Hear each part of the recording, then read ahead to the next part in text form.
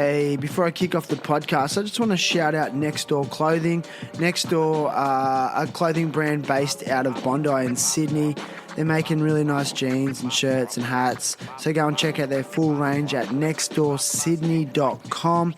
They're also artists, so you can go and check out a range of art. They put on rad parties, and I love what they're doing. So nextdoorsydney.com for the full range.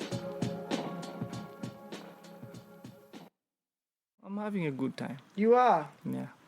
I can tell. We are rolling too. Terrible happy talks. Terrible happy talks. Terrible happy talks. Terrible happy talks. Today's guest is Craig Bud Branch. Bud, a nickname he acquired as a child and in which he is best known by, is a 3-time Winter Olympic Alpine ski racer, specialising in the downhill and Super G events. Craig represented Australia at the Salt Lake City, Torino and Vancouver Winter Olympic Games. He spent 10 years on the World Cup Tour and qualified for 6 World Championship events. Bud is also a passionate surfer, husband and new father to his son, Ziggy. I also consider Bud to be one of my best friends. Since retiring in 2010 after the Vancouver Olympics, Bud has maintained an international career as a ski racing coach, and he is now Director of Alpine Sports and the head coach at Thredbo Resort in New South Wales, Australia. Despite his desire to go fast on a set of skis, Bud is relaxed, calm and patient by nature. He's deeply connected to surfing and the ocean, and aside from mountains around the world, the ocean is his other happy place since he was a child. Today, Bud is with me to share his journey, experiences, challenges and hopes for the future. Craig Bud Branch, welcome. Thanks for having me, Shane. How are you, brother? Good, man. Good to be on. Dude, can you describe to us like where we're sitting right now? We're sitting in a little hut here in Padang Padang. Just had a little holiday together in Nusa Lembongan, and now we're got another few days in beautiful Padang Padang around the Uluwatu region. And, so good down here. Hopefully get a few waves together, man. I'm looking forward to it. Like, we were just talking about this earlier when we were walking down the street. I just feel so at home here. Like, you feel the same? Yeah, man. I love coming and surfing left-hand reef breaks around here. And, why left-handers? Well, I'm a goofy footer, clearly, you know. Goofy footers love going left. But I don't know, I've spent quite a bit of time here over the last 10 years or so, especially with my wife, with you guys, with a bunch of friends, and yeah, it's just a beautiful place around here, man. Yeah, like, when was the first time you came here? How old were you? Was it in your 20s? I was actually pretty old, like, you know, as an Aussie surfer. Lots of Aussies come here when they're pretty young, but I think I was around, what was I, mid-20s maybe? Yeah. Mid-20s, nice. Yeah, it was my first time here. I'd never been here. I only came here after a boat trip we'd been on and sort of checked it out, and yeah, loved the place. So spent quite a bit of time. Not a lot of time, but definitely came back probably almost every year for the last 10 years. Yeah, missed a few years there with work and being busy with, you know, winter associated things and having kids and doing things like that. So it gets in the way.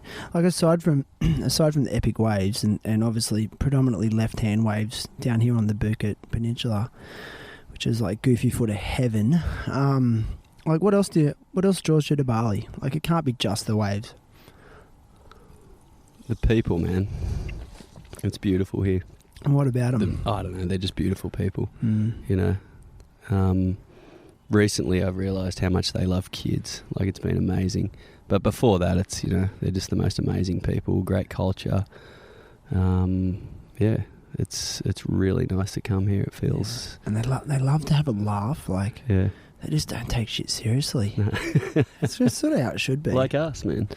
It's I don't know, man. No, I don't take myself too seriously. It's kind of fun. I've noticed that about you. Like, yeah. why? Because I know I take myself way too seriously. I'm working on it. Like, I'm working. But like you've always, since I've known you've always seemed like someone that doesn't, considering like you probably could have, given, you know, you've had some high profile events happen in your life. You know, is it just part of your nature, or yeah, I don't know. I guess so. I never really took myself too seriously. I think it's one of the things my parents instilled in me was to be humble, you know, and I think that was sort of rung true through my whole life. And you know, you do what you do, and you know, you just not try to take yourself too seriously and be humble. I know, it's a good way to live. Yeah. It's hard though, man. Yeah. Especially in like such a weird time we live in with like Instagram and social media and people making careers out of, you know, the image on social media, and then actually becoming like an influencer, and it's just all about self-promotion, which maybe I'm doing with the podcast, I don't know, but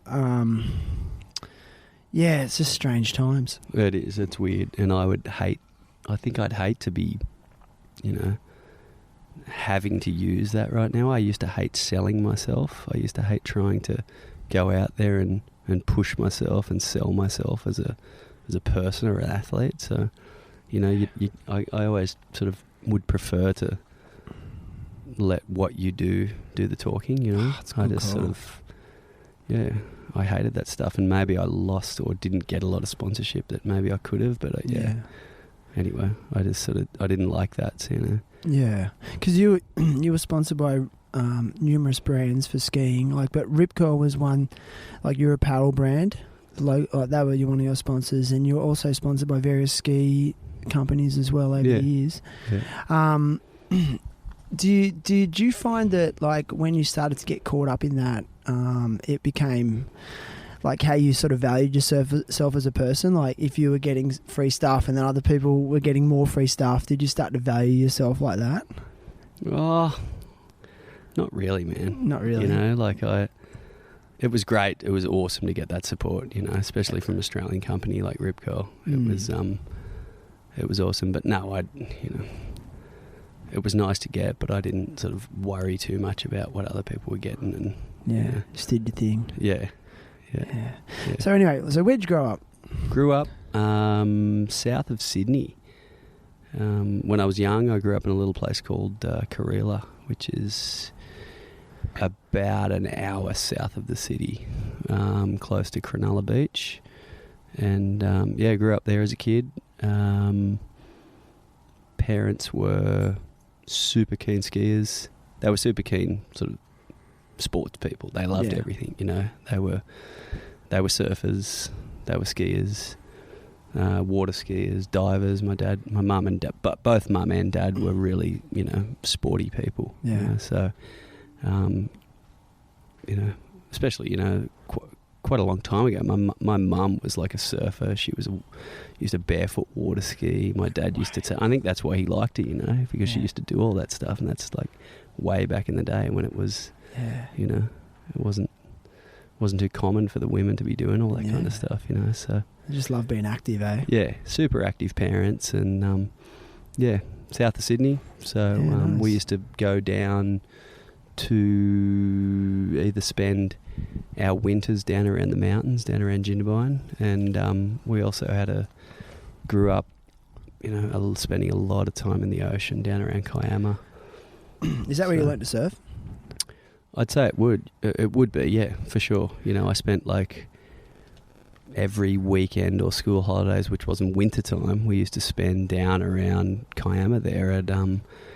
Parents had a caravan there in close to Kiama, and you know, we used to spend most of our day in the ocean there. So whether it be surfing or swimming or being in the ocean or fishing or diving or jumping off rocks or, you know, all that kind of stuff. That was kind of where you learn to be in the ocean, and that was for sure where I learnt my love of the ocean. And like what age? Like, I mean, that was just all through your early childhood, pretty much. Yeah, man, as early as I can remember. I think I was going there when I was a baby. We had our grandparents had caravans on both sides of us, so it was a real tight family unit, you know. So we used to go there all the time, and they were early days. So it was spent living in the sand and on the sand and in the ocean. building your confidence in the ocean for sure, eh? Oh, for sure, man. I mean, they're the times you learn stuff that, you know, just being comfortable in the ocean and learning the way the ocean moves, and you take it for granted when you're older, but they're the years that are, you know, those super important years to be learning all that stuff. Yeah, it's just hours in the ocean. That's what it comes down to. You can't sort of buy that experience, you know. And when you see a lot of people getting into surfing in their later years, it's kind of like myself. Like, I didn't really get into it till my sort of late teens, early 20s before I was really keen on it. And then I compare myself to, say, you and maybe Reggie and my mate Nathan, who basically were born doing what you did from the age of 5. They probably were riding, you know, bodyboards in the shorey and stuff like that. They just have this sort of next level confidence and next level understanding of how it all moves and works, and yeah, you can't buy that. No, you can't, man. It's like, my wife is Swedish. Yep. And she hasn't spent a lot of time in the water, and it really became apparent to me, you know, like, you know, in the last 10 years or so, every time I take her in the water, that she just doesn't feel confident. She doesn't feel the ocean move or what it's going to do. She just sort of panics. And if you haven't learned that, and not just her, but, you know, a lot of people out there, if you don't know the ocean from being a young kid, it takes a long time to learn it, you know? Like all the intricacies, you know, there's just little details, like, and you probably found that with like ski racing too, I bet, over the years, like, you know, because how old were you when you first started skiing? I want to say I was about 3 when I first got on snow. I have no memories of that, but from about the age of 6 or 7, I've got a lot of strong memories of skiing a lot with the family, you know, like spending a lot of time down the mountains here at Perisher. We used to ski as a family. You know, I got a lot of strong memories of that around 6, 7, 8, 9, nice. You know, so just those hours and hours and hours of family time on snow. Yeah. Yeah. Like, was it one of those moments when you first put skis on, it just felt normal, like it just felt good straight away? Or was it just through repetition that, you know, your parents kept going, like, come on, we're going skiing, and then you became comfortable?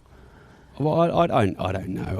I can't remember the feeling of being comfortable back then. I think it was just, you know, as you said, that repetition of just going.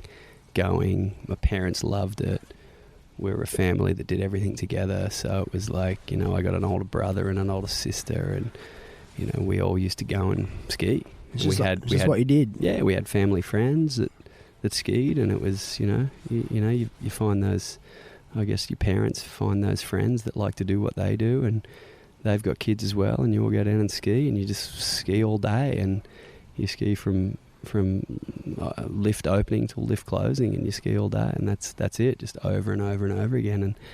And they're those years that you can't, like you said with the ocean, you can't buy that knowledge, and you can't buy that extra time there. It's like they're the important years of being a kid and just going out and ripping around and having fun, and just...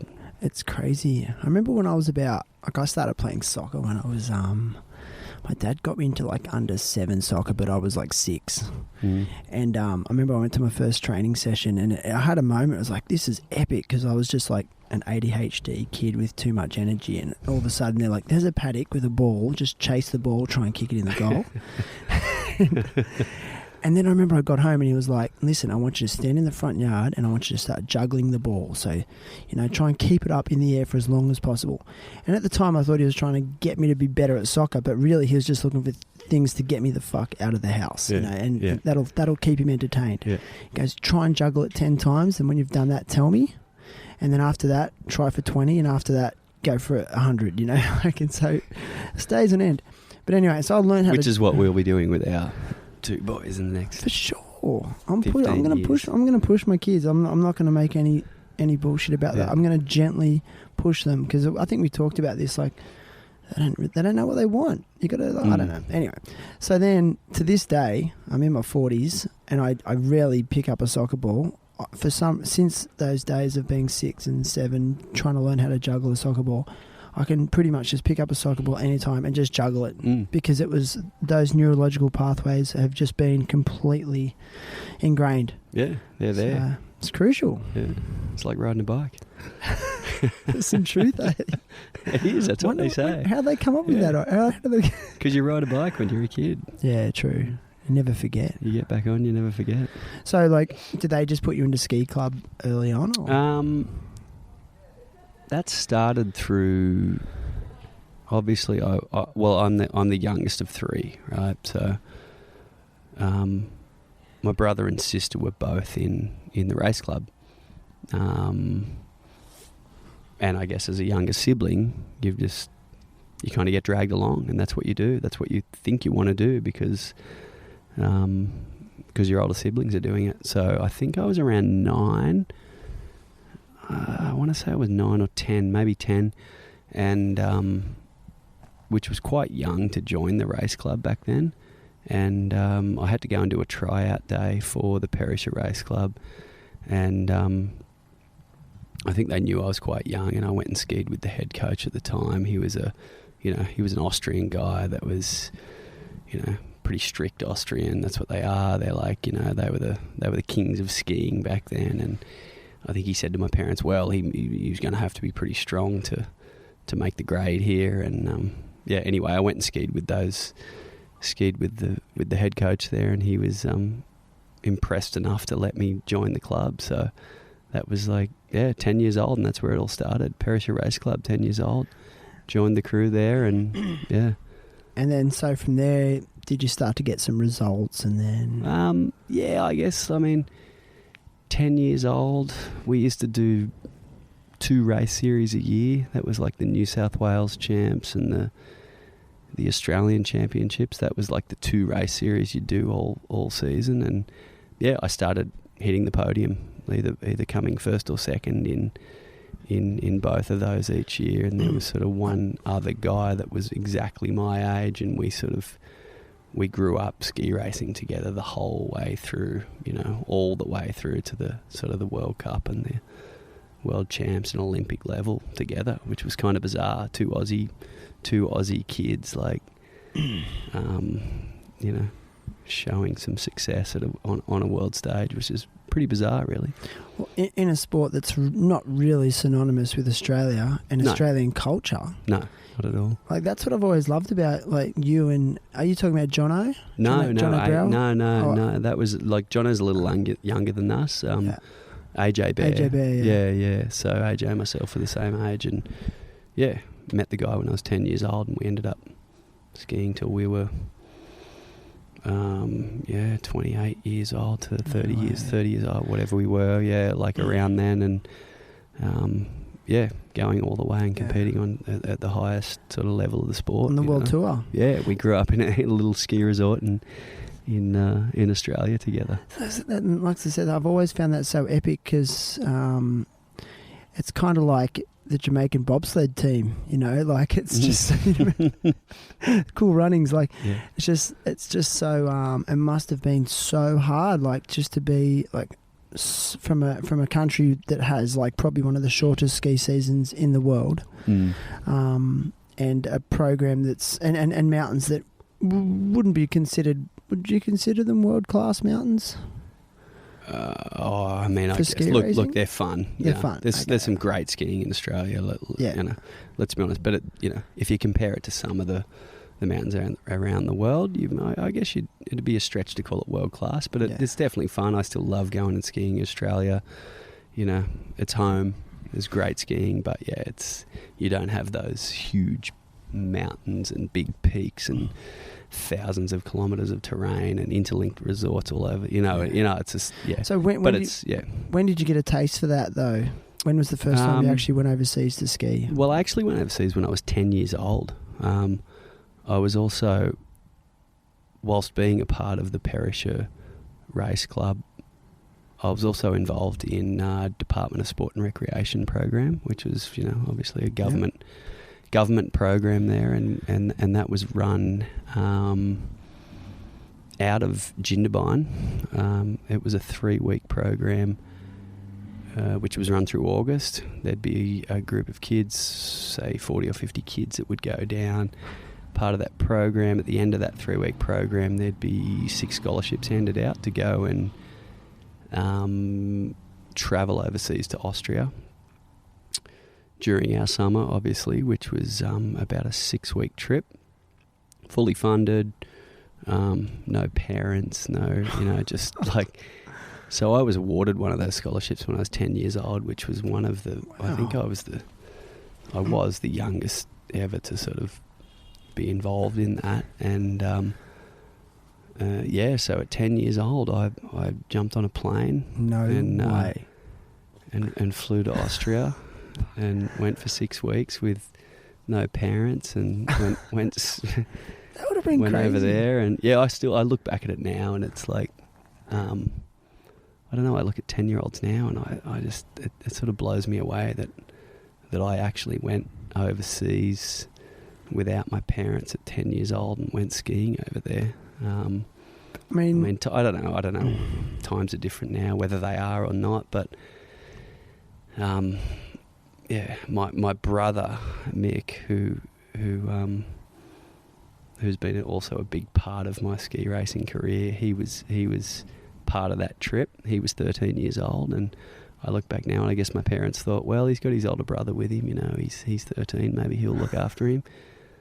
I still I can't believe that happened, But no, I'm not saying that my parents shouldn't have done it, because I think it was amazing, but it's crazy to think that you would go over there with a chaperone that actually...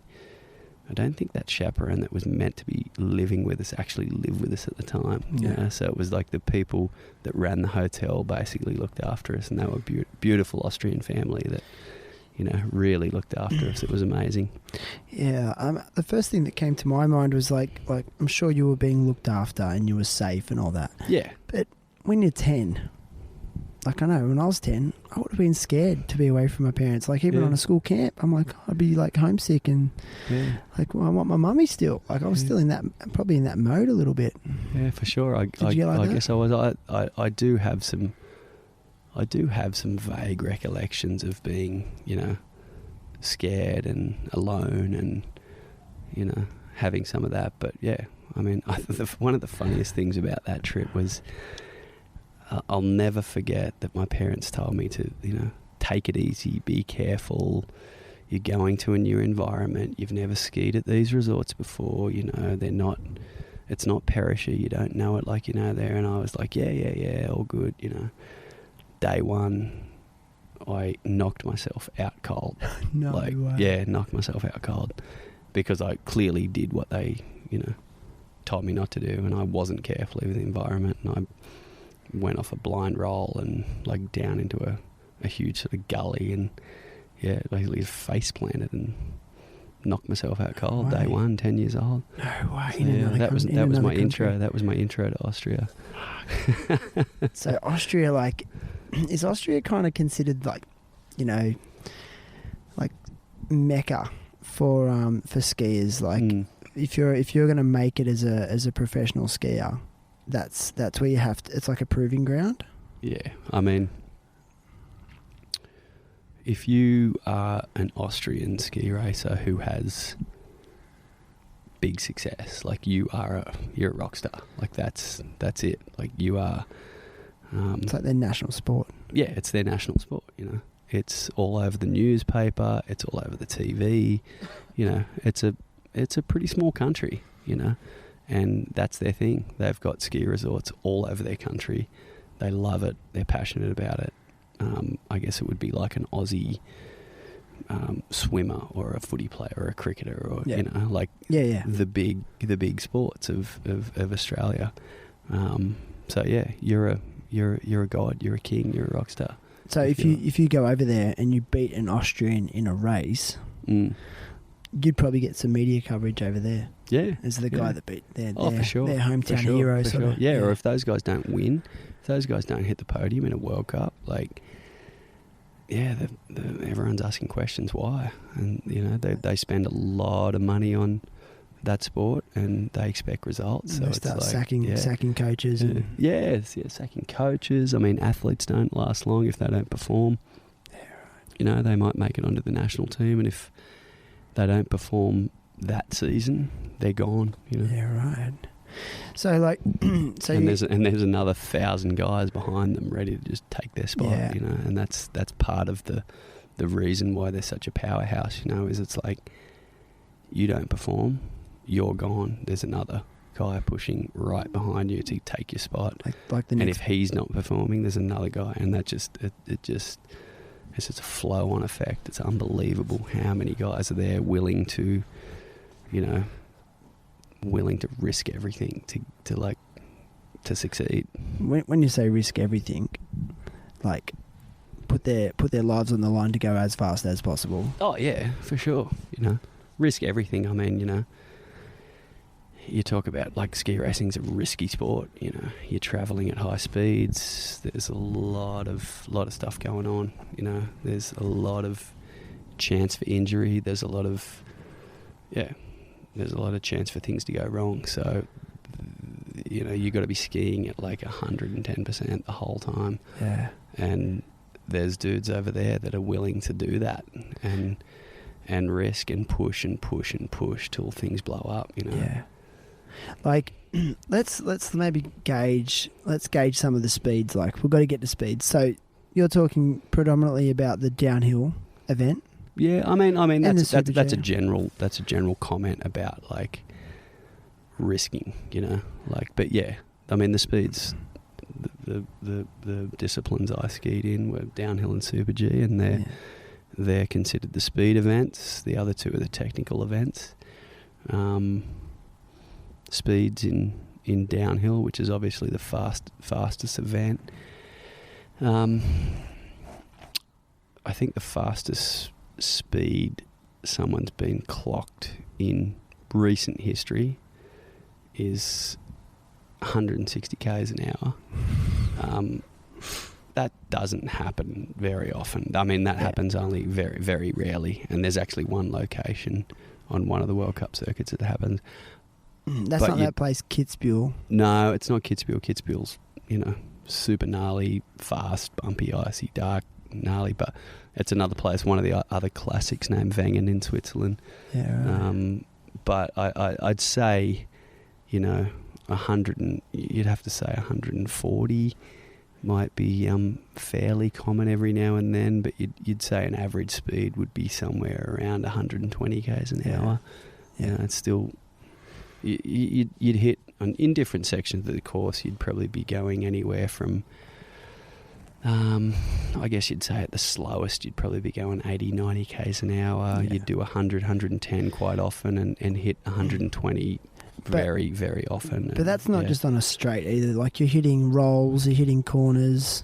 Oh yeah. It's not just doing 100 k's an hour on a nice flat bit of straight. It's not like a nice smooth highway. Yeah. This is like, it's like tracked out, it's obviously, icy, rutted out. It's bumpy. It's quite often it's dark, so the light's quite flat. There's not a lot of sunlight, so you can't really see the intricacies of the terrain. You're hitting jumps, blind corners, off camber turns. You know what I mean? Like, it's a mixture of everything. So it's all this is happening in really varied terrain, and I mean you're hitting jumps and flying anywhere from 20, 30, 40, 50, 60, 70 metres off a jump, so... And holding, like, I remember years ago you told me a story. I think you were competing at Kitzbühel, and you said you were going, like, so fast, like, because you get to speeds where you can't stop, you have to wait to slow down. Is that right? Where, like, you just have to wait till you get to the end of the race, or, like, you can't actually really slow down too much. But you said you were coming through this section and it was, like, had a shadow of a tree over it, and you couldn't see if it was bumped out, and you just kind of felt like you just had to hold your stance and just pray that you'd done the training and hopefully your legs were going to hold through this one section because they were fully burning and it was icy and you didn't know what that little section had in the shadow. Is that right? Like, was that, is that a common type of... That's quite a common occurrence, you know, like you come into sections and especially at the end of races, like, you know, the latter half, you're talking like you might be racing anywhere from 1.5 to 2.5 minutes. And at that speed, you get quite fatigued, like really fatigued. So, you know, that comes into play. You come into sections, there's all sorts of sections in different courses which are super challenging for their own reasons, you know, but like, yeah, there are sections obviously which you come into, it's dark, you can't really see the bumps or the ruts in the terrain, and you're just kind of trying to pray your fitness is good enough and your line's right, and you know you can hold the forces that are actually pushing against you, you know, like the G forces that are trying to suck you down to the ground, and you're just trying to withstand those forces. So it's like, I mean, that happens, yeah, quite often. Yeah. So like when you were like, you know, on the tour and you know, basically like living to train, like what was a day in the week? What was a week in the life of training like for you? Was it 6 days a week in the gym, like doing physical weight stuff, or all rounds? Like, I mean, well, I mean, the year I guess you'd sort of structure your year around. I guess you'd say the competition season would start at the end of November. Yeah. For me personally, or if you're a speed racer. Racing the speed discipline. Let's just say it's the World Cup season. European winter. European winter starts, you know. So it's a European sport, like everything's based around that. So it's, you know, you've got other things going on throughout the year, but you're not really putting a whole lot of focus on that stuff. Unless you're a sort of a younger athlete and you're aspiring to sort of make your way through the grades. But if you want to talk about like the sort of higher level stuff, being a World Cup athlete, I mean, your year would start in, your competition season would start in the end of November, for the most part, which would mean, and it would go through till, let's say, March or April, early April probably. So then I guess you'd sort of say your year really would start around the end of April or the start of May. Right. And you'd sort of structure your year starting from there to try and build through May, June, July, August, September, October, and even through November. So you got about 7 months to sort of prepare yourself for the next season. The next season. Like how many? So through that 7 month period, you know. How many events in 7 months? Well, that depends. You know, I mean, the World Cup. So it depends. Like, you'd probably do around 10 to 15 events, 15 World Cups, 20 World Cups maybe. Yeah. But then you've got a lot of like lower level races like Europa Cup, which would be like the tier below.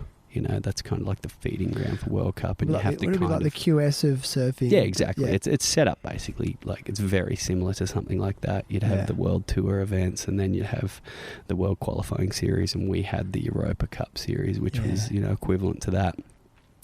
And you'd go and race a lot of those. You know, right. You got to try and like keep your world ranking high enough. That gives you your start positions, and it gives you obviously your world ranking, and so you've got to get your results each year to maintain those world rankings. And so it's not just those World Cup races. You know, if you were a legitimate like top 10 or 15 or top 15 World Cup skier, you'd probably only do the World Cups. Gotcha. But otherwise a lot of other people would go and like dabble around and do a bunch of other races throughout the season. So it's not... That's crazy. Yeah, there's a lot going on in those November till April months, where there's a lot of racing and a lot of travelling, and you're all over Europe or America or the States, and so there's not a whole lot of time to do a lot else like that. Like, getting back to your question, that's not a time to make any kind of physical gains.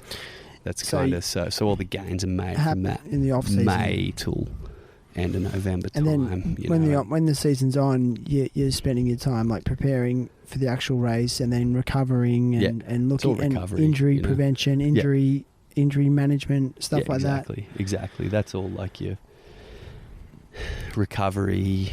You're trying to maintain. It's a maintenance sort of. Yeah. You know, you're trying to maintain what you've done through that off season and just maintain as best as you can and recover as best as you can and try to, you know, prevent injuries or recover from injuries or, you know. So And are you trying to like sort of peak at the right time as well? yeah, definitely. Yeah. You're trying to peak physically for those things. I mean, you're trying to peak from November. It's hard because you're trying to peak from November through till, or you're at least trying to stay at that fitness level throughout that time. So demanding. yeah, it's super demanding physically.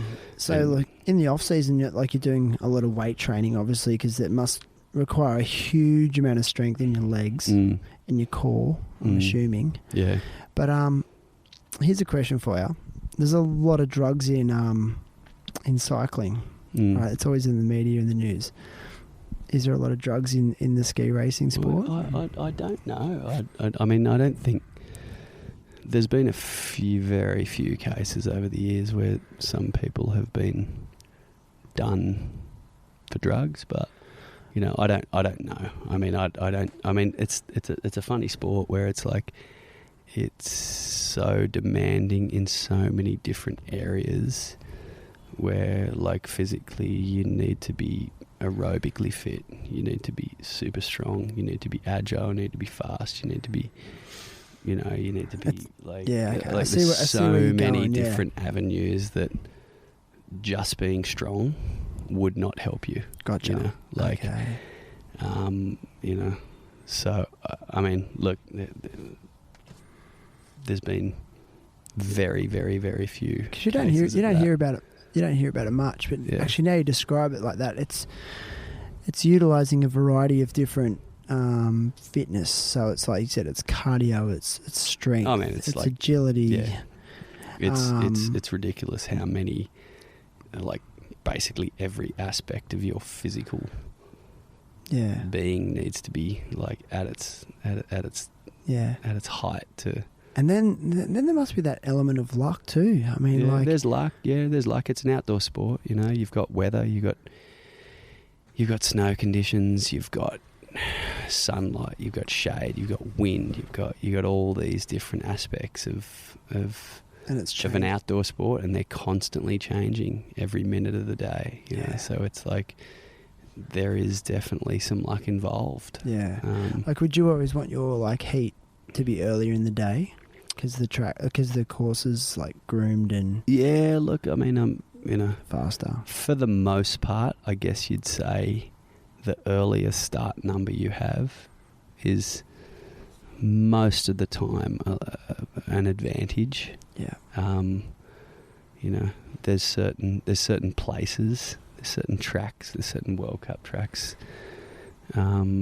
which have been renowned that you can sort of, based on the light and the way the sun works and against the mountains and sun moving around, like that you can, you know, benefit from a later start number. But I'd have to say, like, most of the time that those earlier start numbers do benefit from a smoother track most of the time. And, you know, the more bumps in the course, the more the ski tends to like bend and break and bounce a little, and that every little bounce and that it creates, like, you know, you're talking like hundredths of a second. Like, people win races by 1/100th of a second. That's they crazy. might tie. It might be, you know, the top three people might be within, you know, less than 1/10 of a second, and that happens quite often. You know, it's crazy. Like, or you know. could have a time differentiation of like 3 seconds, but there's like 30 people in that gap. 100%. Yeah.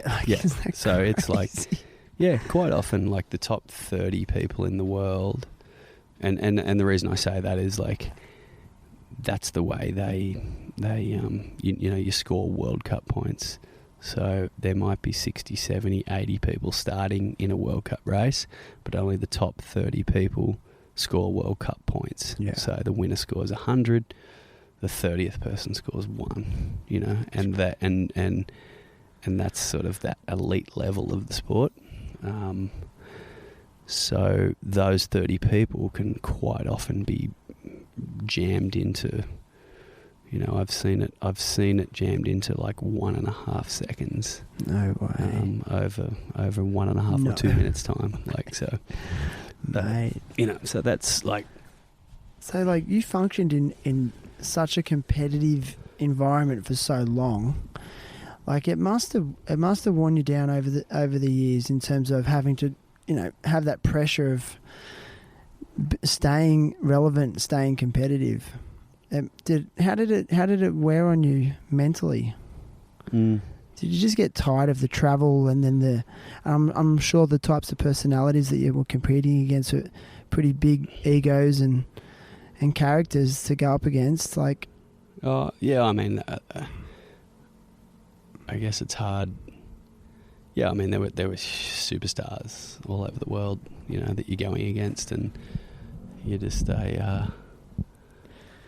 yeah, I mean, you're kind of up against, like, as an Aussie, you're up against the ropes the whole time. Like, you're up against the ropes because you don't have the funding, you don't have the programs, you don't have the support, you don't have the staff, you don't have the coaches, you know, all that kind of stuff. So, and that kind of stuff does add up on you when you kind of look and go, well, and I guess the older I got, the more I realised sort of the less you had, you know, and it was like, but in another sense, that was kind of satisfying when you did well. It was like, wow, I got to that level and I competed with these people, with very little, you know, and but yeah, that was pretty challenging to deal with, like, sometimes when you look at some of the, and I guess I reflect on that a little bit more as I'm older now, and I've been through it as an athlete, and I've also seen it as a coach from the other side, and you reflect on what you did and what you achieved, I guess, and where you got to with what you had. Gotcha. And yeah, I mean, was it like in Rocky IV when like he was up against Ivan Drago and like Rocky was like bench pressing cattle carcasses in the freezer, but then Ivan Drago had like the awesome gym and the trainers and the modern technology. Exactly. Yeah, but Rocky was running in the snow. Running the snow, and punching meat and running stairs. Yeah. No, but I'm just joking. But seriously, like, as an Australian skier, did you constantly feel like you're the underdog? Oh, constantly, dude. And also like the stigma associated with like, oh, you're Australian and you're a skier. Man, like you must get so like, sick of that. Like, you kind of get sick of it. You kind of like, people would look at you like, oh, you're Australian. Like, do you even have snow there? And you're like, yeah, we actually do, man. You must have had that conversation. And like, I had that conversation that many times, and it's like, yeah, I guess it was kind of frustrating. Like, people would look at you like, who the hell are these? And not take you seriously. And not take you seriously. And then you'd beat them, and you'd be like, and then hopefully they'd feel like shit because they'd be like beaten by some Aussie kook. Yeah. Like, it's crazy. But, you know, like, yeah, that happened a lot, and you did feel like, an underdog a lot of the time, and which, again, as I said before, was quite satisfying when you really, you won a race, or you beat a lot of people, or you beat all these, you know, people from countries with lots of like money and programs and all these things behind them, and all the equipment and all the, you know, like the equipment was a big thing. Like, it's like all these ski companies supporting young kids, and like, it's it's cool. But you know what? It's at the end of the day, it's like, it's satisfying when you do it, you know, and you do it the hard way, and you sort of. I mean, let's face it, it's quite legendary. It really is. I mean, in terms of Australian sport, I mean, I'm not just saying this because you're my mate, but I really feel like you're one of the most underrated Australian Olympic athletes. I really do feel that because of those things you were just saying, you know. And that's where I want to go back to. So, okay, we were just talking earlier about you went over to Austria when you were 10 and you started competing. So you stuck with it through your teens.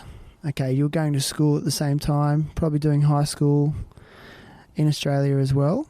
Or did you actually give up your schooling just to compete full time? No. I used to go to school. I used to miss the first few weeks of school every year, and that was it. I guess I'd take some time off during the Aussie winter, which would have been, only maybe a few weeks a year. But no, I continued like totally normal schooling. Went to high school in Sydney, primary school, high school, went through the HSC, did all that. But once school was done, that was the time that I went and pursued it full time. Yeah. Okay. And so I was 17. I was 17 when I finished the HSC. I hadn't turned 18 yet. I think the year before that, I'd had pretty good success as a 16, 17-year-old. I think I was ranked second in the world for my age in downhill, and that's kind of when I went, oh, okay. Wow. I guess I came home from that season, and I had no idea that was the case until someone rang me and told me, and they said, oh, you're ranked second in the world for your age, and I was like, oh, no way, yeah, like, cool.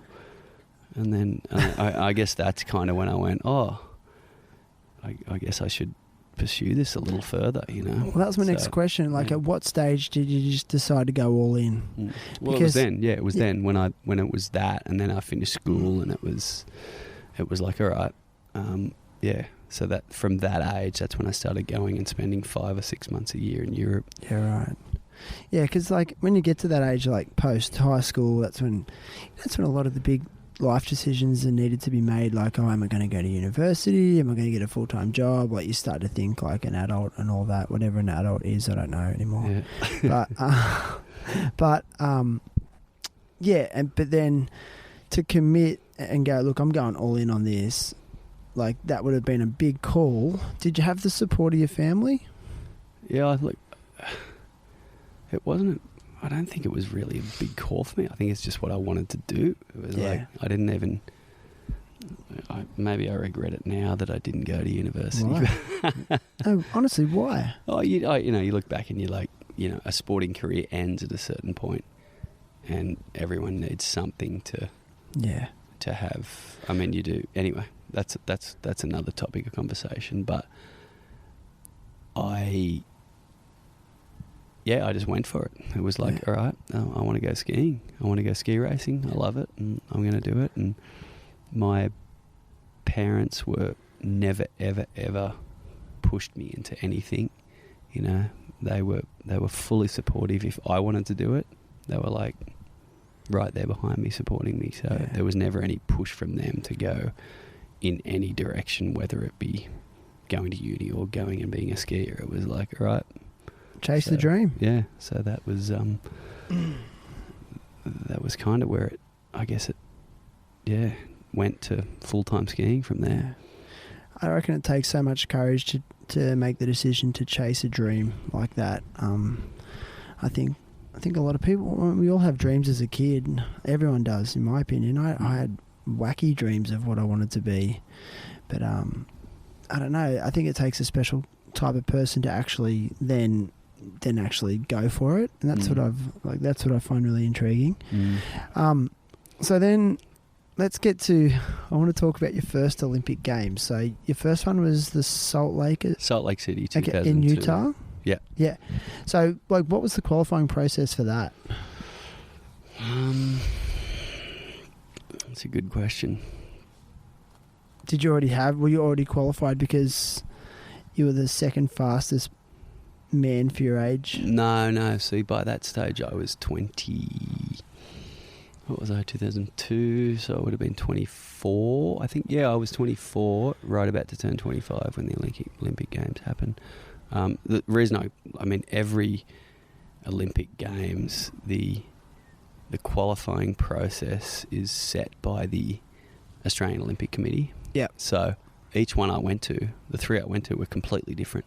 So you had to achieve different results to get to the Olympics. So one of them might have been based on World Cup results. One of them might have been based on world rankings. And to be honest with you, I can't exactly remember what the first one was. But I believe I was qualified quite early for the Salt Lake Olympics.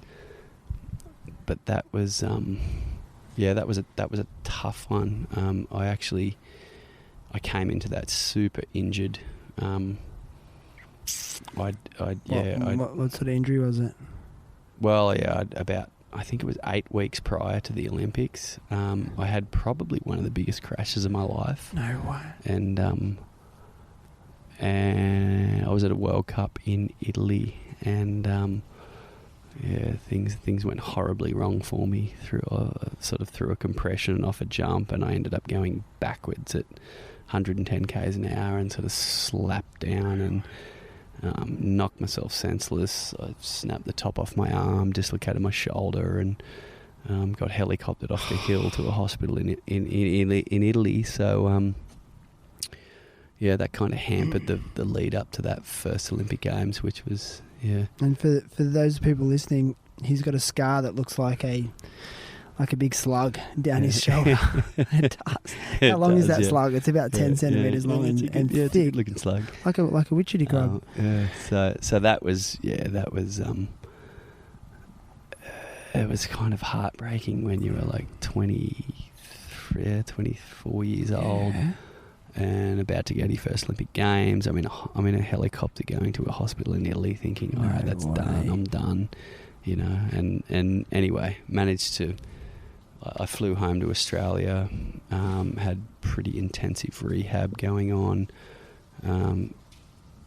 made it back in time but, totally underprepared, still injured, and mentally super scarred from that crash. Like it was a gnarly crash, and it was like, completely mentally scarred from that crash. So I was not in a good way at that first Olympic Games, mentally. Did it put the fear in you? Oh, totally, dude. Did you have that crash put the fear in me for, I think it was about a year and a half. Yeah, it took me to come back from that mentally, crash, yeah. Okay, that's not even that long. I thought you were going to say years, but... No, I think it was kind of... Yeah, it would have been a year and a half till I started feeling confident that I wanted to go fast again. Yeah. And then it probably took 2 full years till I actually got over that stress and that fear of that crash. No way. And understandably too. I mean, prior to that, did you just feel like you were invincible? Like you hadn't really had the fear put in you? Were you just a little... Because as a 24-year-old, I remember what I was like. I thought I was like 6, 7 foot tall and bulletproof. Yeah. Did you have that bravado? Oh, I don't think I ever had that crazy bravado of just being absolutely nuts. When I was 16, I think it was one of the first days I went and skied downhill. I think I was just super stoked to be on a set of long skis and going super fast, and it was the morning of the race, and I actually was warming up for the race, and I flew off the side of the piste, off the side of the track, and off into some trees, and snapped my leg clean in half, tib fib stuck down in the trees. So I'd already had a pretty big injury. Okay. I wasn't nuts, I wasn't crazy, but I guess you gotta kind of be a little bit nuts, but I wasn't completely crazy. I wasn't full of Yeah. So that Salt Lake City event, I mean, that would have been pretty monumental for you. Can you describe to me the feeling and the thoughts that you had when you were just about to start your first run in those Olympics? How was the build up to it? What were the nerves like? I think... Can you remember it, or was it just all blur? No, I can remember it. I mean, you're obviously really stoked to go to your first Olympics, and that whole experience of that side of thing was great. You know, it was amazing, but the feeling I had was just fear because of that crash from like 8 weeks earlier. It was like, I guess I was kind of overwhelmed by fear because of that. And that kind of, you know, for me, I kind of think back and I just, it's not a great memory because of that, you know, because I know I didn't even come close to skiing like I could have or should have or would have if I had been confident. But so that side of it's a little bit, you know, it's a bit a bit tainted. A bit tainted for me, you know. Yeah. But I mean, the whole experience of going to the Olympics and representing your country and doing that was fantastic, you know, and the experience of what the Olympics is. And what was the vibe? Like, what's the vibe like in the Winter Olympic Village? Mm. Is it just? Was it different each one, or is it? Yeah, each one's different. Each one has been different. I'd have to say the best was Vancouver. Why? know? I don't know. It just felt like an Olympics. Did it? Like, it just felt.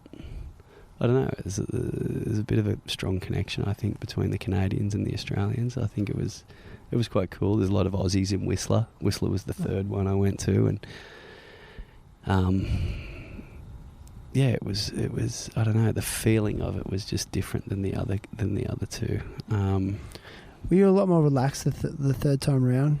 So, you know, did you really call on the experience from the previous two, and you sort of knew what to expect a bit more in terms of the pressures, the excitement, all that the stuff? media, all the hype that goes around it. Like, definitely. I mean, you know, I was 8 years older.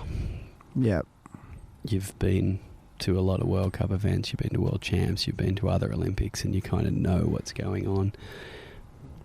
But it's still kind of special, you know. Like, stuff still happens and comes your way that's like you don't see on that regular, even on the regular World Cup circuit. Like, there's just the amount of media and like buzz around it, and just the villages. And even though you don't stay in the main village, because you're off in these sub sites, you know, like, because each discipline or whether it be, you know, skiing or snowboarding or aerials or whatever it is, might they put them in different villages. Yeah, so there might be a freestyle village or an alpine village, you know, depending on where you are, or, you know, whether it be speed skating or somewhere. There might be different venues all around. Yeah. So we were off in a sub site, obviously up at Whistler for the last one, and Vancouver was the base site. So I didn't experience a hell of a lot of those the main villages, but I mean, just the sub sites and stuff were super cool. And I did go down to closing ceremonies and things like that and experience it. But yes. So, like, were you actually in the opening ceremony as well? No, I never. I actually, out of all 3 Olympics, I never went to an opening ceremony. Why? And the reason is, every single time the men's training run for the downhill was the next day. Okay. It was the next morning, so you're up at, like, you know, might be a 5:30, 6 a.m. wake up. Yeah. You know, it might be hours away from where you stay. Okay. So, because you're at a sub site, it's just not viable. So it's not really viable to go there and, you know, sort of risk. Risk. Sort of, you know, being outside, you're in cold temperatures all night. You could get sick. You get tired. You know, you're kind of there to do a job, and that's like sacrifices. So, but I did go to the closing ceremonies. Yeah. Of all 3. Nice. And I got a feeling that you would have partied those nights. Oh yeah. Like, you know how you missed the opening ceremonies. Like, I thought you were going to say, like, what happened to Eddie the Eagle? Did you? What happened to him? What happened to Eddie? They got him drunk the night before the opening ceremony, and then they found him in a cleaning closet, wasted. And he had to. I felt so sorry for him. Have you seen the Eddie the Eagle movie? I saw it. Yeah, I don't remember that guy. Yeah. That guy is a legend.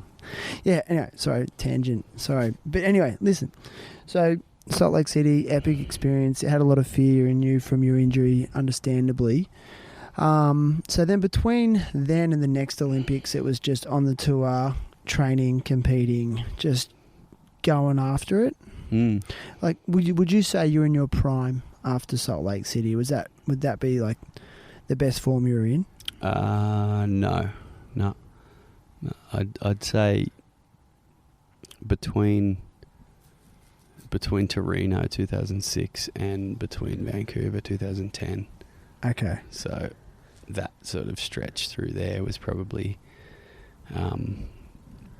was the time that would have been, that I felt that I was in my prime when I look back at it. Yeah. You think because and then, you know, potentially beyond that, if that was viable. In the end, that I'd finished after 2010. So I don't know. It just takes time. It takes like experience and time and knowledge, and you know, and all that creates confidence. And the whole sport's about confidence. You know, so all that stuff, and you know, there are guys that do it when they're young. You know, like I don't know. It's funny. It all depends on your personality, your experience, your knowledge, your talent, like where your strengths lie, like all those things, and injuries and all these things that play a part of like how your career sort of goes up and down over the years. How much of it is it mental though? I'd like say, if you had to put a percentage on it. Yeah. Overall, what percentage would you say it's mental? At the top level? Yeah.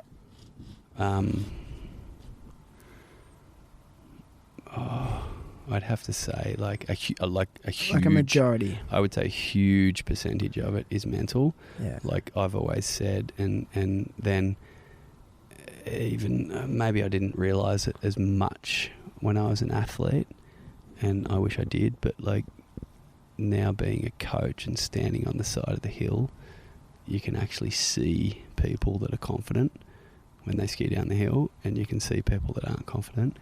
Like you can just pick it. Oh, easy, dude. You can like what things give? Like what gives it away? Their body posture? language, just their body language of the way they ski, of how hard they push themselves. Of, you know, you can see people that are panicking or pulling back, or they're like, you know, they don't really want to push themselves, and you can just see it. It's really, really easy to see. Have you? I would say back to your question, I would say, like at the top level, there's so many good skiers that are more than good enough, that have enough talent to win or be on the podium or be top 10 or whatever it is. Like that, I'd have to say it's probably like 80-20.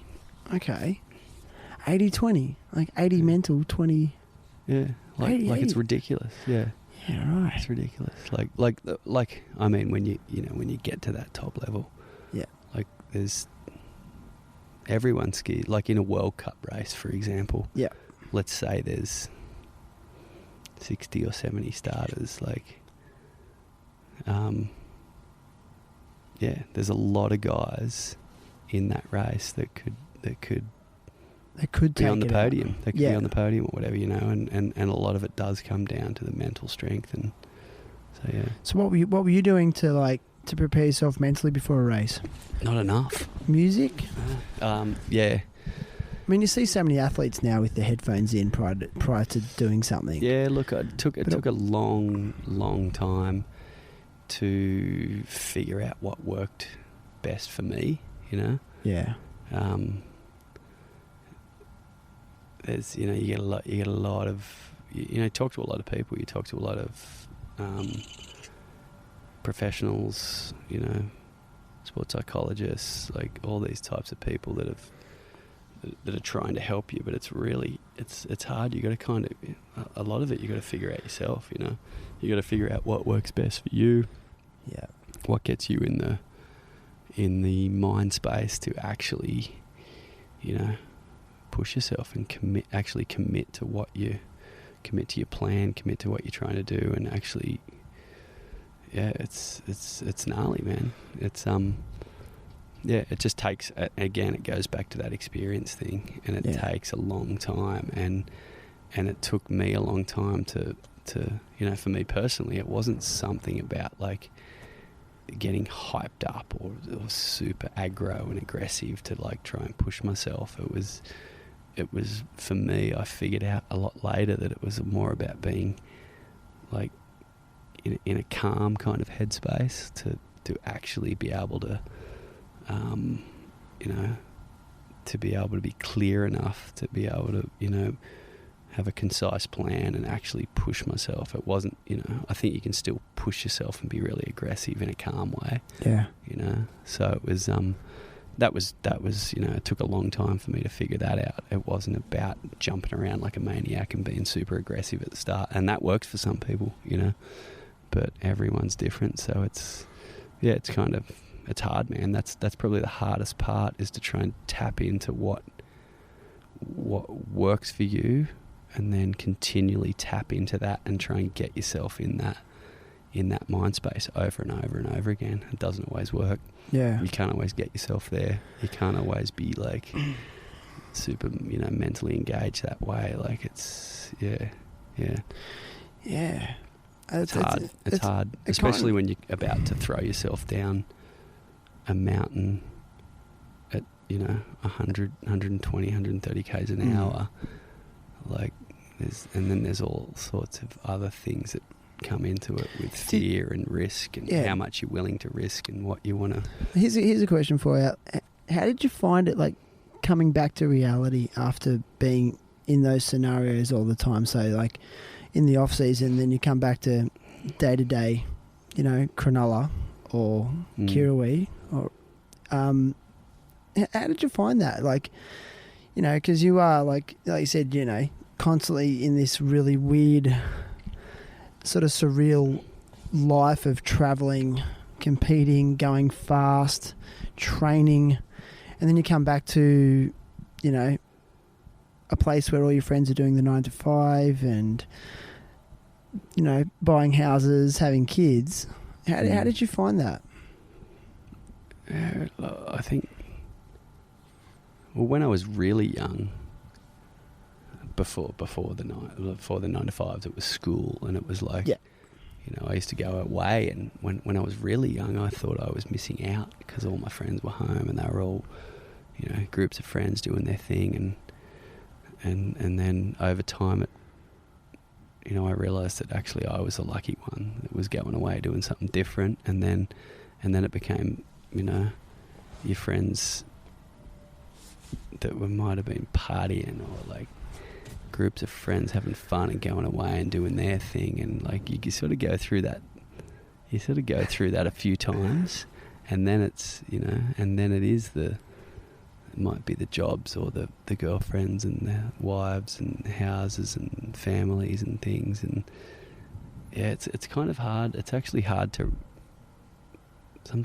relate to what they're doing, or for them to relate to what you're doing, and it's not always easy, but I don't know. I never really throughout all that time, I actually never really felt like I wanted to do any of that stuff, like it was, I guess I was happy doing what I was doing, and I was kind of like, all right, yeah, go home for a while. Like, it was awesome to see. I got a really good, circle of friends, and is that what grounded you? Yeah, and they all grounded me.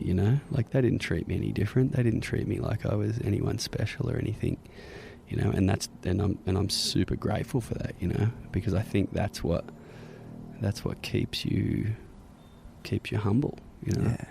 Is your friends and family, and I am grateful for that, and I've still got that great group of friends today. So yeah, you have.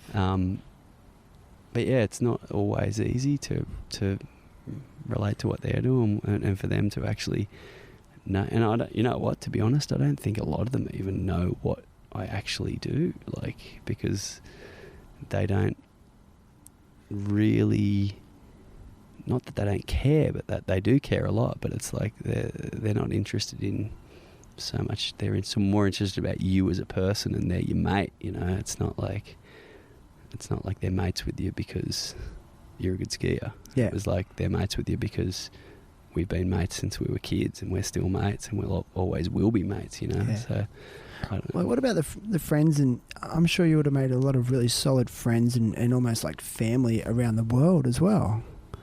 Like, did you make some really strong connections? Like, yeah, for sure. Like with guys, guys you skied with, travelled with. Like, I mean, there's times on the road that like you could never even explain to other people what the experiences you had and what you did with those people, and you kind of just they'll remain friends for life because of those experiences, and you know you might see them in 20 years time and it'll be exactly the same as it was, because it's because of those, I don't know, the times you had, you just and you almost can't even explain them to other people, so you just so I've made some amazing friends and from a ton of different countries, and I just had a mate of mine from Canada write to me yesterday and say, hey, I hadn't spoken to the guy in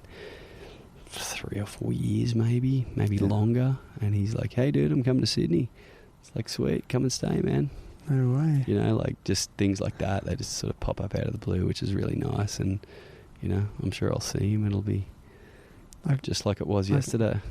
Yeah, like that's how you know that's how you know who your mates are, when you don't see them for a while, and then it's just like you pick up where you left off, and it's like there's no time passed. I mean, everyone says it, but it's so true.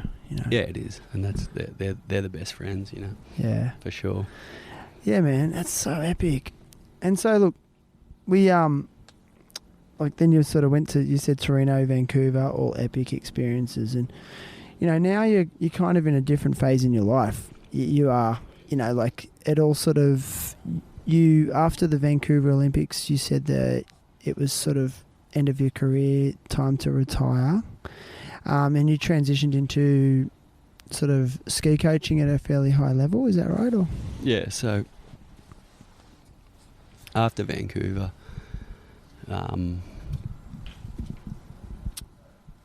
it all kind of ended pretty abruptly there. Like I was kind of planning on still ski racing. I'd had another bunch of injuries. I'd had back injuries, and leading into Vancouver, again another one leading into that. I mean, like I'd had some good success in the years prior to that between Torino and Vancouver.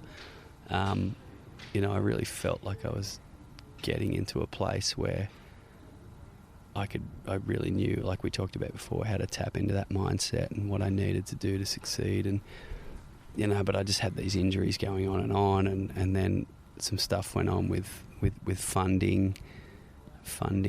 By who?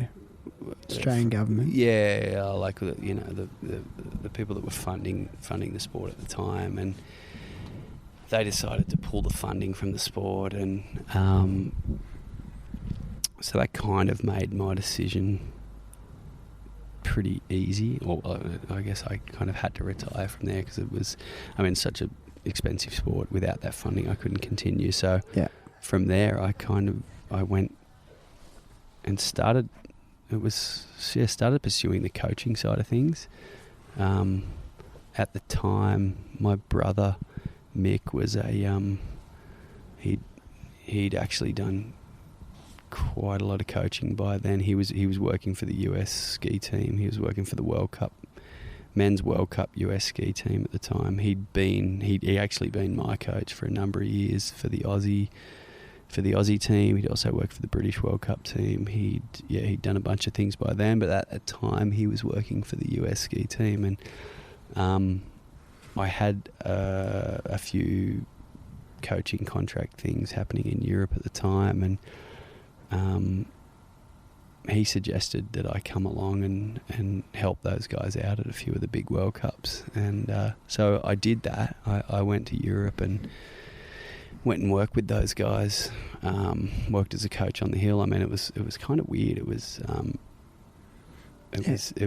a year, less than a year after I'd finished ski racing, and then I was standing on the side of the hill as a coach for some of the some of the biggest names in the sport, you know, like, and like, you know, you stand on the side of the coaches, on the side of the hill as a coach, and you kind of, they sort of threw me into that coaching group, which was like, you take a section of the hill and that's your section, and you're coaching, you're giving feedback, you're giving course reports on what the line is, what, you know, how the snow is, like what the athletes should, the line they should ski, how it sort of is looking, you know. So you got a bit No way. You got a bit of, they got to put a bit of trust in you, and anyway, that but was, how did it was it a feel, really, though?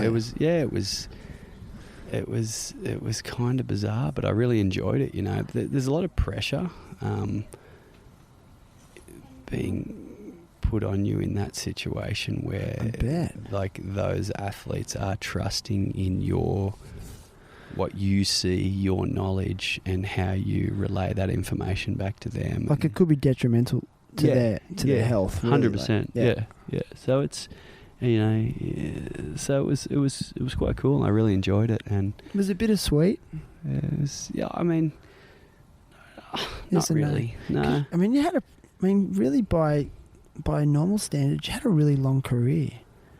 Don't you think? I mean, it was. I finished ski racing when I wouldn't say I was old by any standards. Like, there's guys racing into their late 30s, even early 40s now. But I just had, it was. I mean, long as in, I had a lot of injuries and a lot of problems, like ups and downs. I'd have a year or two where things started going well, and there was another injury, and it goes backwards, and then you got to build back up again, and back down, and back up, and back, you know. So it was like, there was never a real long, steady progression. So it sort of, pushed out into my early 30s. But did you feel ready to be finished? Were you ready to be done? At the time, I didn't think I was. But then in hindsight, when I look back, I was like, it was good, you know. Like, I think things happen for a reason, and I think I was, you know. Like, I still believe that I think I had a lot more better skiing to do, but my body was giving out. I had tons of problems with my back, and no, I think it's, I'm not upset in any way. Yeah.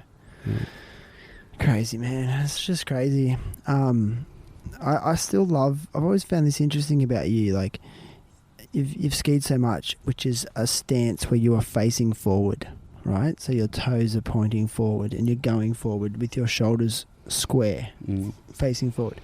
But then you're such an avid surfer where you stand side on. And, like, I find it, you don't meet too many people like that. Like, it would be really logical for you to come back to Australia and become a pro rollerblader. But you do. but you come back, or a scooter rider. Well, and I've seen this over the years. You just come back and that's it. It's just on. Let's surf, and you surf well, and you charge some epic slabs around the Cronulla area. We won't say any names, but it's like, how do you find that transition from facing forward to side on? I don't even think about it, man. You don't think about it? It just comes natural because you've been doing it so long? I think so. Yeah, it must do. I tell you, my arms, when I start paddling again, they don't find it natural. Yeah. Like recently. Yeah. I had 4 or 5 months out of the water. Just from working down. Just from working in the mountains, yeah. And I could hardly make it out the back. Really? Yeah, I could hardly paddle out the back. Which I find interesting, because I've seen you over the years. You'll be gone for a year, and you'll come back, and then you'll get 2 or 3 surfs in, and it's like you never stopped. Yeah. Oh man, it's hard. Like muscle memory. Yeah. The paddling thing doesn't take that long. I think I find it's like, like recently here. Like, I have been out of the water for 4 or 5 months, and each day I feel like I get a lot fitter each day. You know what I mean? Like, where it took me like 10 days, and I actually feel pretty good after 10 days. Yeah. what are we at now? 2 weeks, and I feel pretty good. See, I also think that's a byproduct of good living. Like you've stayed active your whole life, and so now you actually can enjoy the luxury of maybe not doing much for 4 months, and then you can get your fitness back pretty quick. Yeah. Maybe that's it. Muscle memory. Yeah, I think so. With the paddling, it is. Yeah, I felt like I didn't do a lot of physical fitness after I finished ski racing through those sort of the last 10 years. And I've definitely recently, I definitely suffered through that time for some back injuries and things like that. Like just not being, I think I just got so sick of like training all the time that I just sort of just stopped and did nothing. Yeah. And my body didn't like that, like especially from all the injuries and stuff. Like it was, I think that was detrimental to my health of my back. How many surgeries have you had? Not that many surgeries, like a lot of injuries. Because I know you had some pretty major back injuries issues over the years. I had back surgery, which was kind of daunting at the time, but it was actually pretty easy. It was actually probably the easiest surgery to come back from. I had knee surgery, shoulder surgery. I've only had 3 surgeries. Okay. When I snapped my leg, I didn't have that operated on.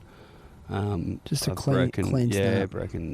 Tib fib snap, broken ankle, broken knee. I destroyed my knee, shoulder surgery. I've had, a lot of other injuries which didn't require surgery. But the back surgery was actually the easiest of all the surgeries I've had. Probably because that joint, was it lower back, like lumbar?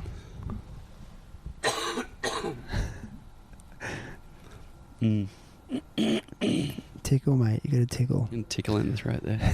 Yeah, lumbar surgery. L45. I guess that typical. They can't move too much. Yeah, typical back injury for a skier. That's what a doctor said to me. He said it's the joints that have multiple planes or range of movement. Whereas like the knee is actually not too bad because it can only go forwards and backwards, but shoulders and ankles, because they can move so many different directions. That's when Shoulder was bad. My shoulder's never been the same since I had injured that and had surgery on that. My knees are pretty. I mean, I actually got pretty lucky with my knee. I snapped the ACL and ripped all the meniscus off the bone. Like I kind of flipped it over on top of each other, and that's actually been an injury that's sort of stopped a lot of people ski racing in their lives. Yeah. Just because of the force and the impact that goes through your knees, and like it creates, like, if you don't have that padding there, like it can create a lot of bone bruising and like all sorts of stuff. So I actually got pretty lucky there that recovered really well. And like with all the injuries you've had and the management and the rehab and the physio, I mean, it kind of feels like it'd be a good transition for you to go into, would be sports rehabilitation and management. Yeah. Have you ever thought of that? I have, actually, yeah. You'd be great at it, because I know there was times over the years where I've been injured and you'd be like, Shan, maybe go and check this out or try this, do some trigger point release, or, and it's you've probably gained a lot of knowledge there as well. Yeah, I have. I've gained tons of knowledge there, and I've actually thought about that, but it's like, I don't know, it's having injuries like that is like, it's actually a pretty good way to learn about your body and learn about how things work and what's going to help you the most, how you recover from it, how all these things link to each other, and how a back might link to a knee or a hip, or your hip might link to your back, or all these things. It's just like, I don't know, it's been pretty interesting. I find it pretty interesting. Here's a deep question for you. All those years of being a dedicated athlete, how do you feel they've impacted on your approach to life now?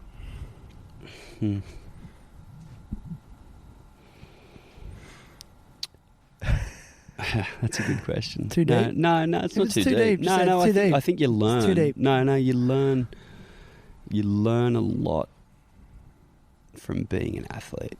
I think about yourself, how you push yourself, your dedication, your resilience, your, I don't know, just so many factors of being an athlete and working so hard towards a goal, and like how many times putting that dedication in, and just being beat down so many times, and like getting up and fighting, and like resilience. I think, man. Yeah, it's you learn a lot about yourself, and I think you learn a lot about how to push yourself. I don't know. There's just a lot of life lessons in being an athlete. You must have gone through so much self-doubt too. Like, what am I doing? Is this like, am I wasting? Oh yeah, like the amount of times you succeed versus the amount of times you don't is ridiculous. Like, you kind of look at it and you go, "Hey man, why did I do that?" Like, and what kept you going though all those years? What was what was there something you would tap back into? Was it that just that support and grounding of your family and friends? I don't know. Yeah, I mean, there's everything, but I'm kind of a not a perfectionist, but like I'll do things and know that you can do them way, way, way better, But what happens if you can't for various reasons? How do you cope with that? I think that's like, you can't because of, I think that comes down to, like, in the end, that comes down to like your body and what your body will let you do. Yeah. And that comes down to injuries and all those kind of things that like hold you back. Yeah. And can't, I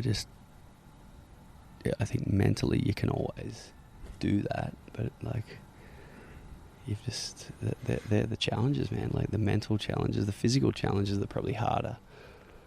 When your body can't let you do that anymore. Like I go skiing now and I want to do things, but you get frustrated? You can get frustrated because your body, that if you do them, your body just won't let you like ski at that level anymore. And like, I don't put specific boots on or skis on these days because I know my body can't handle the forces of those. Like, and you can't trust yourself to not just want to go straight down that mountain. No, I still can't trust myself. Like, I still do it to this day. Like, I still, you get that feeling that thought in your head, or that feeling that you just want to go, or you want to like do a certain turn, or you want to like ski a certain way, and your body just can't cope with it anymore. Is the love still there though? Like when you put on a pair of skis and does it become more pure? Like you're like, I just want to go carve some lines down the mountain. Oh yeah, when the snow's right, when the conditions are right, when you've got the right equipment, like for sure, definitely, you just want to like that feeling of like laying a ski over and like pressing as hard as you can, and the reaction you get back from it, and that feeling of reading the terrain, and beautiful snow. The feeling's still there, definitely. It becomes a bit more zen without sounding too like, but it has to, surely, because it's so ingrained in your DNA now. Yeah, it is. It's like, I don't know. It's nice to be able to do it so easily when you want to. Yeah. But I don't need to do it as often as I used to. Gotcha. You know what I mean? Like it's like, I could maybe, if it was a really nice morning, I could go out and do 2 runs. And you're done. Of beautiful snow, and like, whether it be powder snow or nice firm groomed snow or whatever it is, if you got the right equipment on your feet and you got the right, the right gear, the right equipment, like, I don't need as many runs now to like make me happy. Yeah, nice, man. I'd prefer to go and find a surf somewhere. You froth on surfing, do you? I do, man. I can tell. I missed a lot of surfing when I was young. Yeah. Do you feel like you've got some years to get back in the surf? Yeah. Yeah. Yeah. So Yeah. I think, as long as I look after my body, yeah, like my you need- back. yeah. Yeah. And like, do you feel like you need to stay fit so you can, like, you know, when someone's paddling for a wave, right? Like, do you feel like you need to be fit enough to like paddle around them so then you're in the inside position? No. Is that what motivates you? No. What if that person who's going for the wave is a bodyboarder? I'd prefer to. No, my biggest issue with surfing is what is making sure that my body, like my back, that's the biggest thing. Yeah. Still to this day, and that's been since I was 19 years old. So it's been 20 odd years now. Yeah.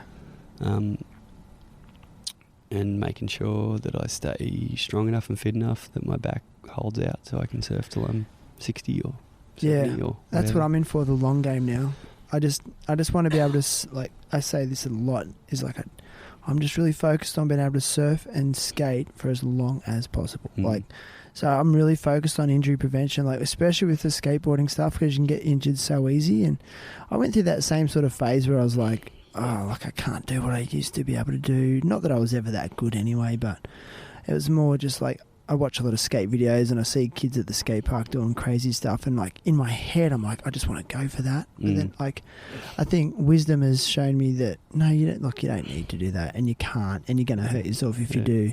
But just enjoy the basics and enjoy the feeling of cruising around and doing, like, just dancing on the edge. Yeah. Like, I don't want to go over the edge anymore. Whereas, like, when you're a younger man, you don't care about the edge. You're just there to.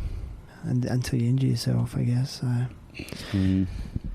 Now, off on a bit of a tangent, I want to go back to surfing really quickly. And this is a serious question. Like, how do you feel about the state of surf culture? Because I think about it a lot, and we were talking about it earlier in the week. How do you feel about it? Like, so many people surf now, and you've surfed your whole life. And you've surfed really good waves. You've surfed around the world. What's your take on it? What do you mean, surf culture? Surf culture, like, how do you feel about, like, where it's at, like, with the amount of people that surf and... Oh, it's definitely, like, it's increased. And, like, etiquette, like, line-up etiquette, all that stuff. I guess it just depends where you go. Like, even at home, like, I feel like it's just getting so much more crowded, and the surf etiquette is probably not quite where it should be. Yeah.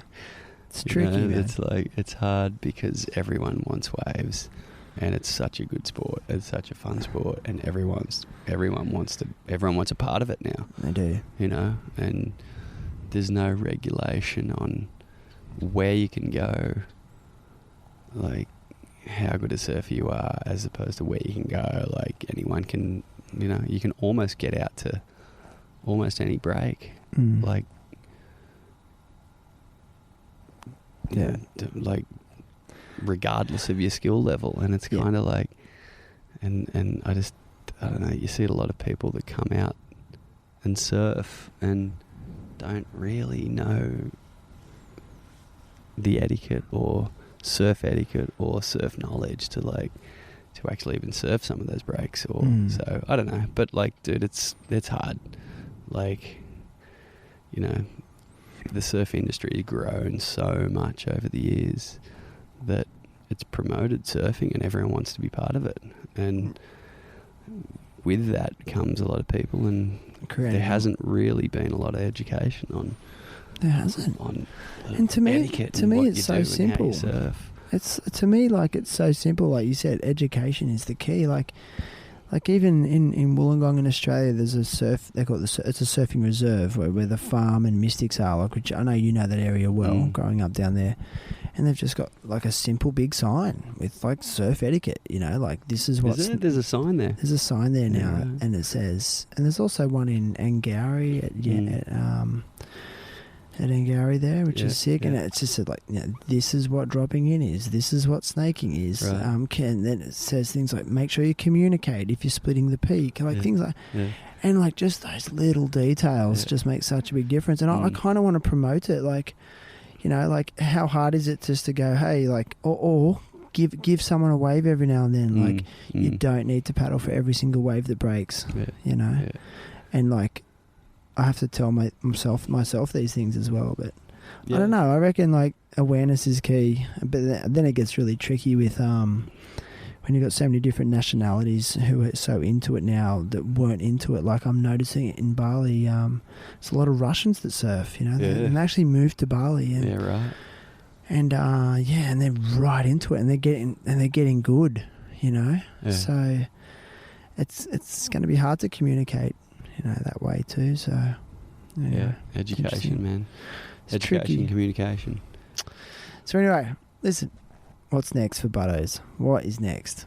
You've just had a beautiful little boy, little Ziggy. Yeah, little Zig. And how's that going for you? It's pretty amazing, man. Yeah. He's 9 months old now, and we've spent, 4 or 5 days together now. It's been I was 41 when I had Ziggy, so I definitely took my time. Didn't rush into things, but yeah, lucky. No, it's been really, really amazing. Why? Everyone says it. Why is it amazing? I'm just kidding. Yeah, I don't know. I know it is because I've had. I lived a very different life for a long time. I didn't sort of go down the kid zone for a long time. Why? Because of your lifestyle. Well, I think because of my lifestyle, I wasn't ready. Like maybe not just because of my lifestyle, but I didn't feel like I was ready to do that, and I didn't want to do that when I was 25 or 30 or 35, and whether it was my lifestyle or whether it was me. But yeah, by the time I was like 40, and Sarah and I had been together for I think 10 years at that point, and we were married, and we were like, all right, well, yeah, it was time. Let's do this. It's time. Yeah. And it was the right time. It was good, man. It was amazing, and yeah, it's like, yeah. For me, it's hard to describe to people, and I thought I understood it before I had kids, and then I had kids, and then I get it, but you don't really get it until you have your own, do you? No, 100%. No, no. Like I was not. Yeah, you just don't get a lot of the little things that happen when you when you have kids. Like, a lot more. Let's put it this way: a lot more makes sense now that you've got your own kid. Yeah, and it's just amazing to see what two people can create, and like, it's just mind blowing to me. I still look at him now and cannot believe that he was in my wife's stomach and grew in there and came out, and now we created this little human, and it's such a fucking game changer. It's just like it's just so mind blowing that he's now he's a product of us, and he looks exactly like his mum, and he's we're still trying to figure out who he acts exactly like, but we think it's probably more like me, and he's a handful. I didn't notice. And he's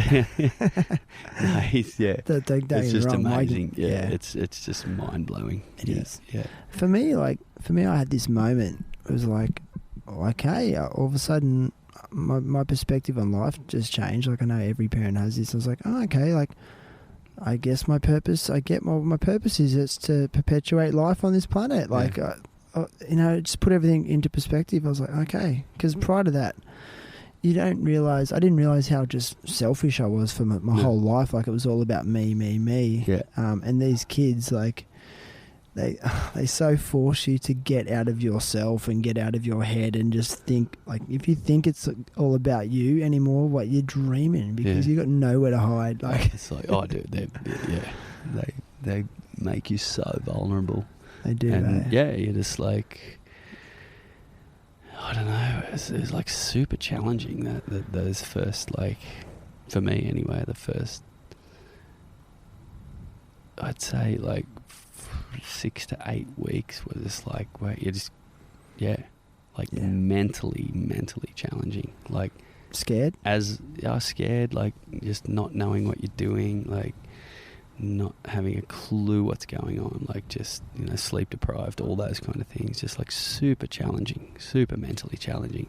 Like they test you more than anything's ever tested you before. You know? And like I say, it was 4 to 8 weeks, but it's still going on now. Like they test you every single day mentally, And your relationship. Yeah, totally. And like, would you say that it's brought out the best and worst in you? Yeah. Like I think it actually shows you what your weaknesses are. Definitely, like your personality traits, your weaknesses in your personality traits, and it's kind of, I guess it's a lesson of what you need to work on. Yeah. Like it's like it's gnarly. Right. For me, like I feel like it's right in your face. Like I see my good points in my kids, and I also see my flaws in them sometimes. Well, not just in them, but in yourself, like how you react and how you... Exactly. Like maybe that's a better way to describe... You're right. It's a better way to describe it. It brings out my flaws and makes them more highlighted. Yeah. I can see them and I can actually understand them more, and it's definitely made me want to improve myself and be a better human, I think. Yeah. I think most parents would have that, Yeah. You would hope. But I mean, I know there's a lot out there who run away from it as well. Yeah. Totally. And I mean, this is going to be a little bit controversial, but I do understand how some people would run away from it. Yeah. Like it would be easy. It would be so easy to. Yeah. Because it's actually really challenging. Yeah. And there's not, there's definitely people out there that don't want that challenge, and it's gnarly. You got to loaded. Yeah. But I think it's hard for dudes as well, because like women are so good at getting together and just like talking about it all. Like they can always bond about the childbirth experience, which we will never understand the childbirth experience, and they can connect on that level. Oh, like this happened to my body and this and that, and then they'll openly talk about their feelings and this and that and how they're going with being a mother. But I just feel like dudes don't talk about that stuff, and then it's that, like, dudes don't talk about that specifically, but they don't talk about much specifically. No, like you know what I mean. Why? It's not just being a dad or a new parent or the challenges they face there, but it's like they just don't talk about anything else. Yeah. Like they don't like women do. Like women, I don't know why, but they just they open up to each other, and I think the Australian bloke is really like the stereotype.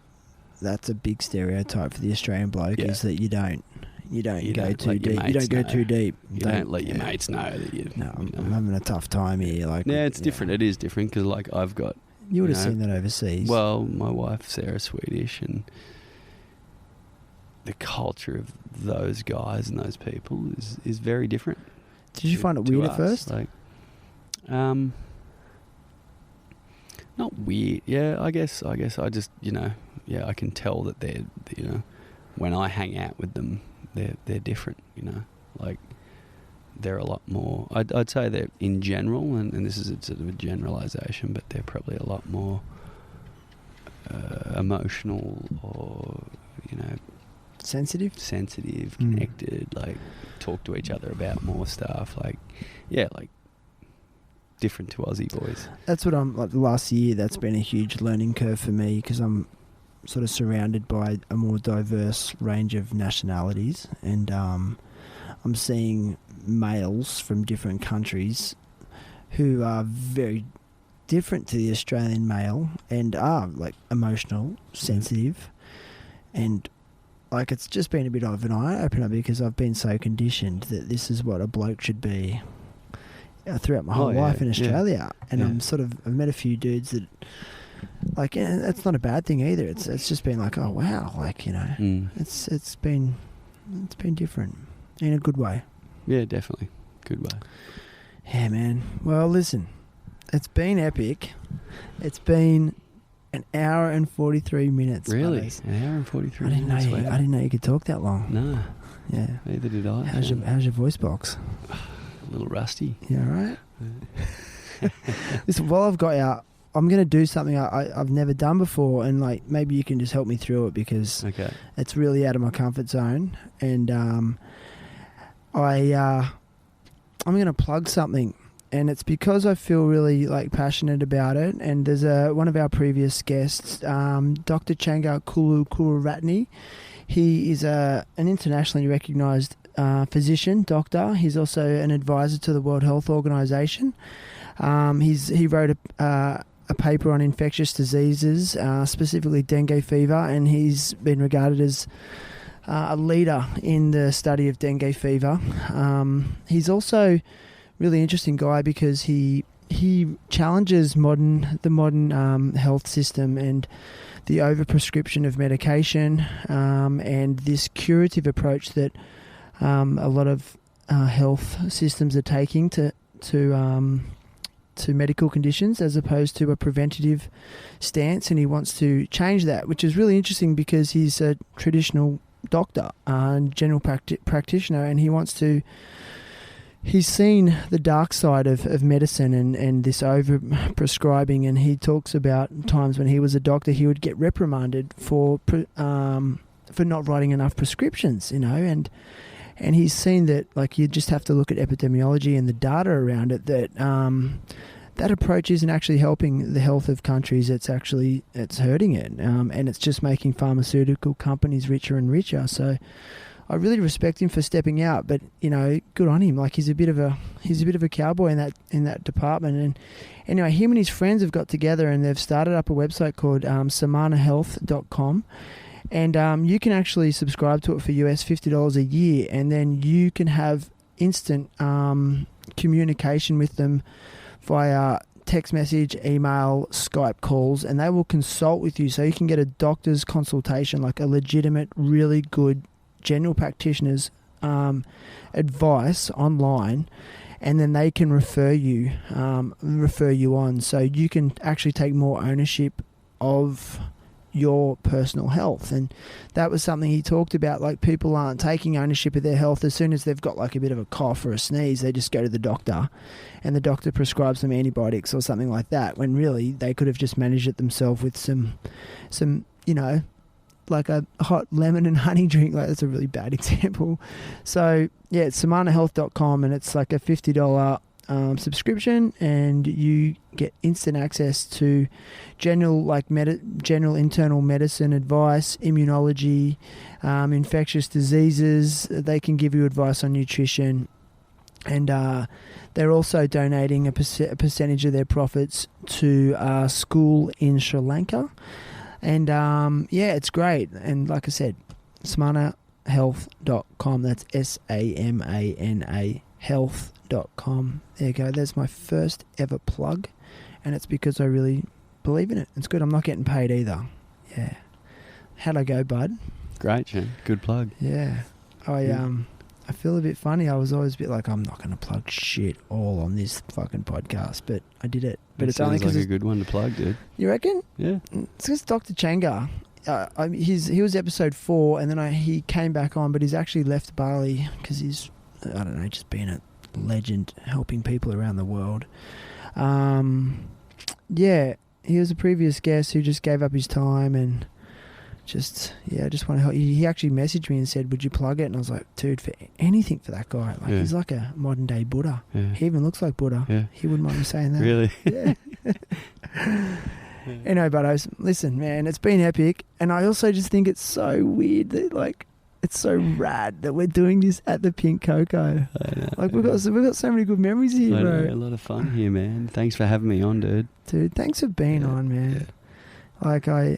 Like I said, man, I just feel so, I feel so stoked to be a mate, man. I just feel like there's no coincidences in life. And then I look at us with our little boys, and they're so fucking similar. Oh man, it's hilarious seeing those two together. Dude, it's weird.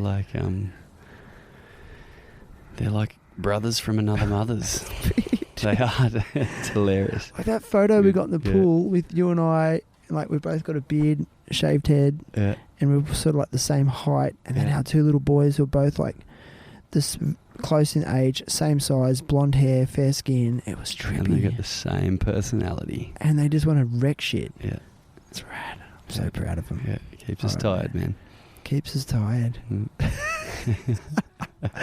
All right, man. Let's go, eh? Thanks a lot, Chad. High five, man. Pink cocoa. Yeah. Ew.